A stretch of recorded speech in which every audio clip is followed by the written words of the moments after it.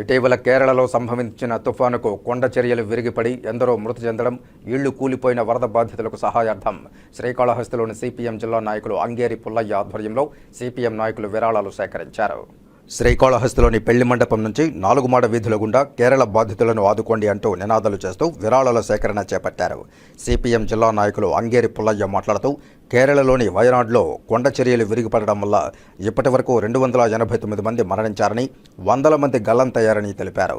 లక్షల మందిని నిరాశ్రయులుగా మార్చిన ఈ ప్రళయం వల్ల వందల కోట్ల రూపాయల ఆస్తి నష్టం వాటిల్లిందని, ఇప్పటికీ అనేక మంది శిథిలాల కిందే ఉన్నారని, వారిని ఆదుకునేందుకు ప్రతి ఒక్కరూ మానవతా దృక్పథంతో స్పందించాలని కోరారు.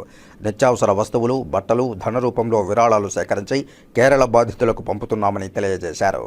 కేరళ వరద బాధితులకి సహాయార్థంగా శ్రీకాళహస్తిలో సిపిఎం పార్టీ కార్యకర్తలము మొత్తం ఈరోజు కాళహస్తిలో ఉన్నటువంటి అన్ని షాపులు తిరిగి వసూలు చేసి పంపించాలని చెప్పి కాళహస్తి పార్టీ తరఫున చేస్తున్నాము. మీకు అందరికీ తెలుసు, గత వారం రోజులుగా వచ్చినటువంటి వర్షాల వల్ల కేరళలో మొత్తము కొండలు వాగులన్నీ కూడా మొత్తం కూలిపోయి ఇప్పటికి దాదాపు 350 మంది దాకా చనిపోయారు.